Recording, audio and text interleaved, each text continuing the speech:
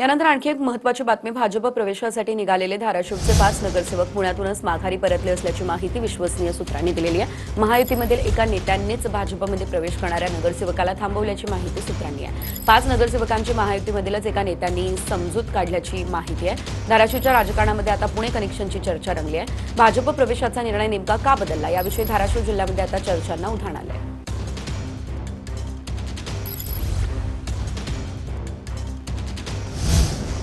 दुसरीकडे अन्न आणि औषध प्रशासन विभागाने एक मोठी कारवाई केलेली आहे। राज्यभरात धडक कारवाया त्यांच्या सुरू आहे। एकूण 37 हॉटेल, रेस्टॉरंट आणि धाब्यांची एफडीए कडून तपासणी सुरू आहे। 31 आस्थापनांना सुधारणेची नोटीस बजावली असून 4 आस्थापनांचे परवाने रद्द केले आहे। मुंबईमध्ये कारवाईमध्ये एकूण जप्त 2,25,00,000चा मुद्देमाल जप्त झालेला आहे। तर नागपूरहून 2,23,00,000ची भाजकी सुपारी जप्त करण्यात आली।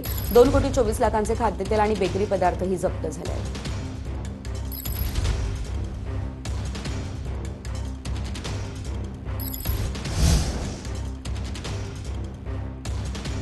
पुढे एक महत्त्वाची बातमी, मराठी सक्तीविरोधात मराठी न येणाऱ्या रिक्षा आणि टॅक्सी चालकांची मुंबई हायकोर्टामध्ये धाव बघायला मिळते।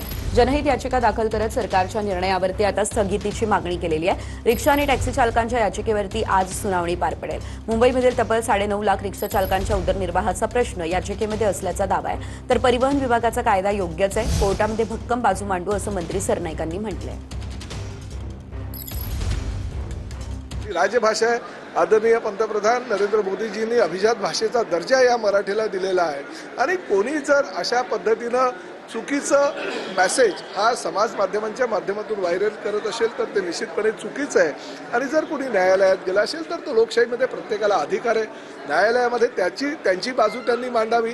राज्य सरकार परिवहन खात्याच्या वतीनं आम्ही जो कायदा केलेला आहे तो किती योग्य आणि कसा आहे ह्याची माहिती सुद्धा माननीय न्यायालयाला देऊ आणि निश्चितपणे न्यायालयावर आमचा विश्वास आहे।